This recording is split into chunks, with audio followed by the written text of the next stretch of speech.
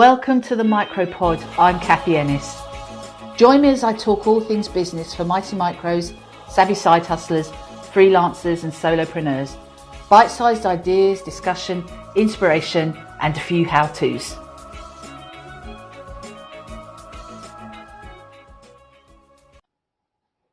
So, you want to start a business. The only problem is you've got a job and you can't afford to leave that job because it's the job that pays the bills. But you really want to start a business. Welcome to the wonderful world of the side hustle. My name's Kathy Ennis, and in this episode of the Micropod, I want to look at three things that I think every side hustler or would-be side hustler should consider when they are looking at starting this business that runs alongside of their employment. Three things that I think will help them to transition from employee to entrepreneur. So, side hustle. It's a newish phrase. It definitely wasn't around 21 years ago when I started my first business. Well, I say started my first business. I started a side hustle. I didn't know it was one of those at the time. And in fact, at the time when I first started, I didn't even know it was a business. I had a particular interest in something, a bit of a hobby, a bit of an obsession, and I discovered that other people were interested in it too, and that they were willing to pay me some money for me to do certain things around that hobby that would enable them to be more successful with it themselves. So I started providing services to people and they were paying me. Now, it was all very above board. None of it was done sort of cash in hand or brown envelope or anything like that. It was all accounted for in tax and all of those kinds of things. But even within the first year, I didn't see myself as running a business. What I was doing was I was having a really good time talking about something that I absolutely loved and meeting loads of new people. It was about a year in when I started to think, actually, you know what? I want to be doing this full time. I don't want to be working for my employer. I started to resent the amount of time that I was spending in work. And I worked in central London and I lived in suburban London. And if anybody knows London, getting from the outside in, it's an hour and a half. Even though I only lived 11 miles away from the centre of London. So, you know, full-time job, at least 3 hours a day travelling. I resented that. I wanted to be spending more time doing what I loved doing. And so I started to become more serious in terms of seeing my side hustle as a business and figuring out how to make that alteration from being an employee and actually transitioning out into entrepreneurship, running my own business.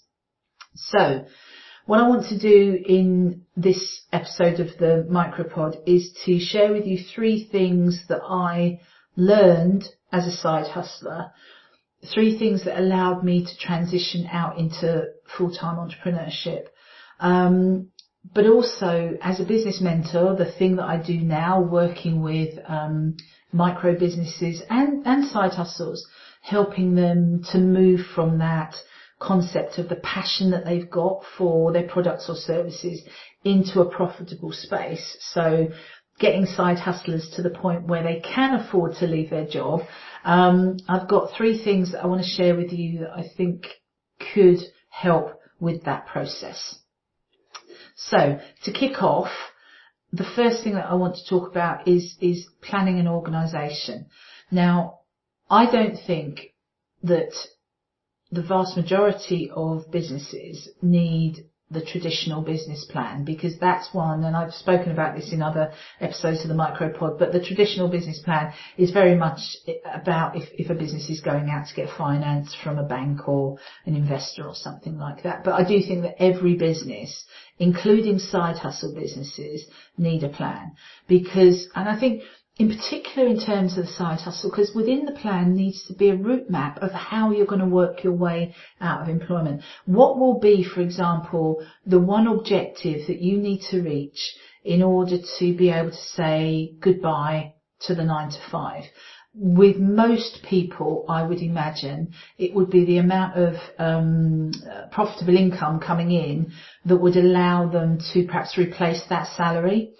So, that's the kind of thing that you need to think about.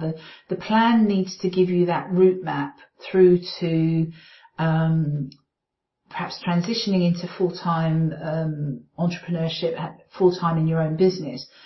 But it also needs to include the practical things around who your customers are, who it is you want to approach, who it is that you want to buy your products and services, what your products and services are, all of those kinds of things. And I will say that for me, when I talk about planning and organisation, particularly for side hustlers, I will say you need to think about them in two columns. Okay, and those two columns I would head practical and fun. Under the practical side of things, these things are the things that will really make a difference in terms of how successful your side hustle is and enable that transition out into running a business full time. And these are, as I said, they're practical. Am I going to be operating as a sole trader or a limited company? That's a really practical thing. Depending on what you're selling, depending on what your business is, it may be better for you to be one or the other. Other practical things include planning for these other practical things include getting a bank account. Yes, please get a separate bank account for your business accounting. It may seem a bit of a faff, but actually it makes your life so much easier if payments go in and out from one specific space rather than muddying your personal bank account. And obviously if you're a limited company you have to have a separate bank account anyway, but it will make your accounting processes so much easier to have that, and it looks much more professional. How are you going to take payments? What methods are you going to be using? What are you going to be doing to chase people perhaps who don't pay, and some of them don't? How are you going to engage with your customers? Who are your customers in the first place? When are you actually going to deliver your products and services? Because remember, a big chunk of your time is going to be taken up being an employee. So this kind of planning needs to go on. Unfortunately, I find that a lot of businesses start with the fun elements first. And yeah, they are important. Website is important. Social media presence, yes, they are important. I would say that they're very important, particularly for side hustlers, because if you take things like your website and your social media, that's probably the easiest way for people to contact you, because it's not as if you're going to be able to sit on the end of the phone every day because you'll be at work.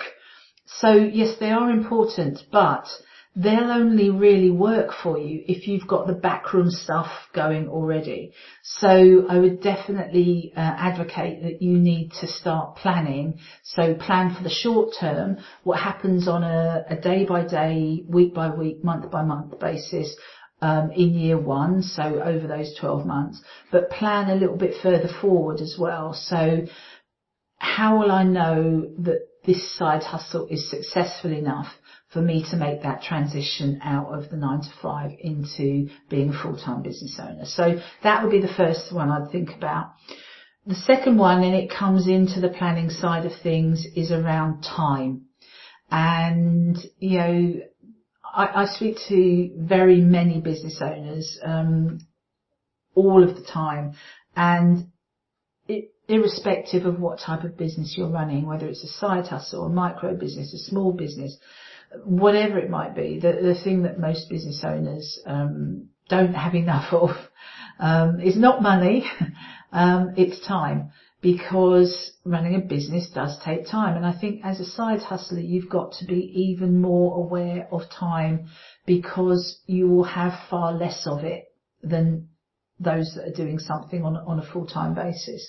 And so that's the first thing I would get you to acknowledge, is actually how much time do I have? And I would suggest one of the first things to do would be to do a little bit of a time and motion study on yourself. I often get my clients to do this, where over a couple of weeks they just jot down about every 15 minutes what they've done or what they're doing.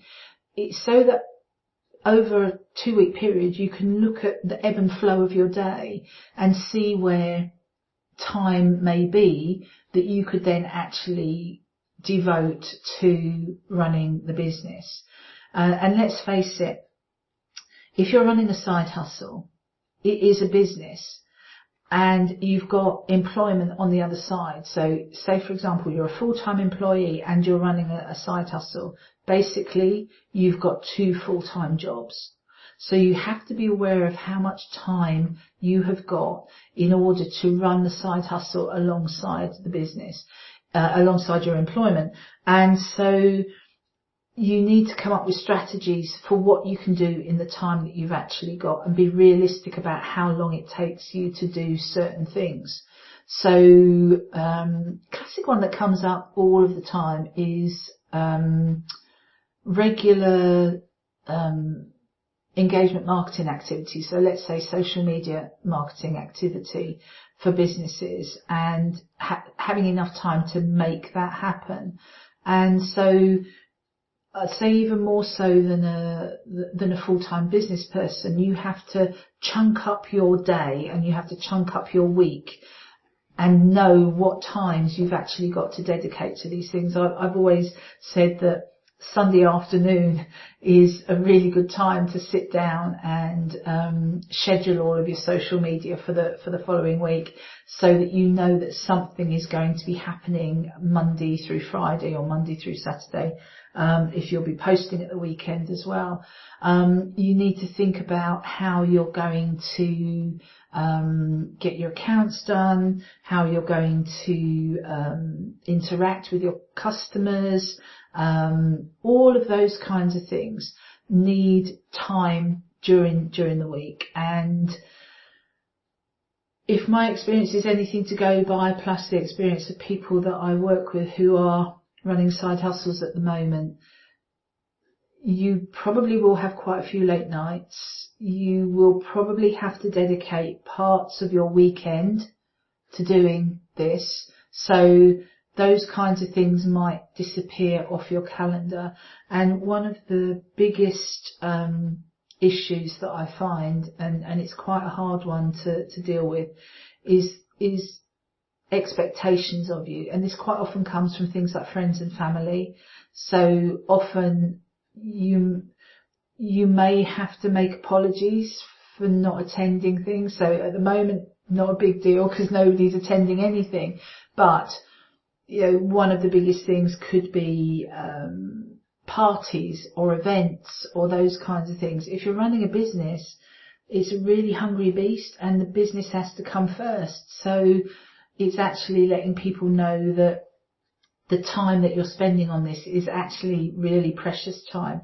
But that alongside the planning out your activities, planning out your week, your month, your year, identifying how much time you've got to spend on these things. Those two things are intertwined and they exist with each other. So you need to get them really working in tandem and not feel overwhelmed. I think that's the crucial thing. And as I said to a friend of mine last week, if you think about the fable of the tortoise and the hare, it's not always the people that are the fastest or do the most that actually get to the finish line first.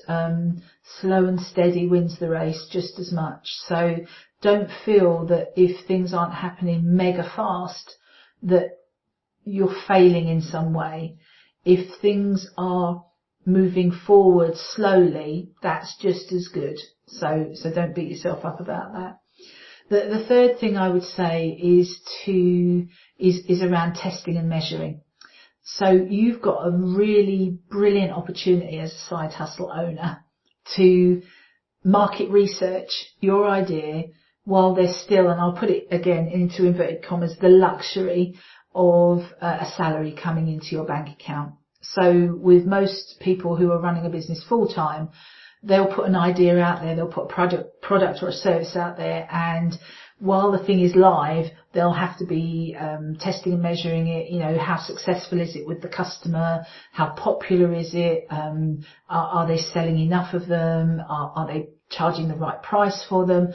And actually, if you're running a business full time and you're doing this testing and measuring, it could be that you're actually losing money while you're doing this.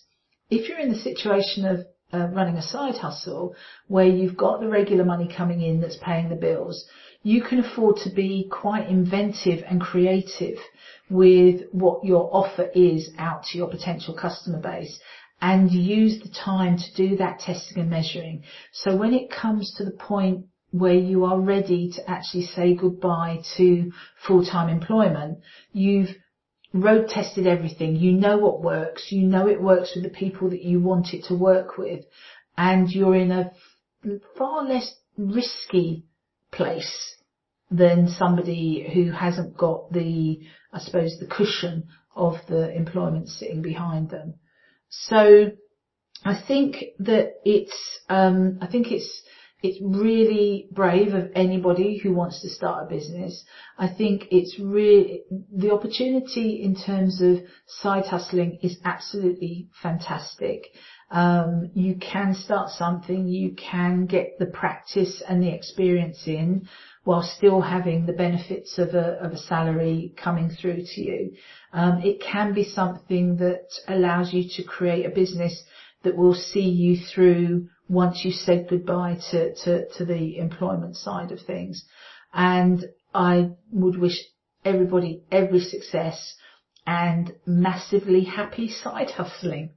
So I hope you found that useful. I hope you found that interesting.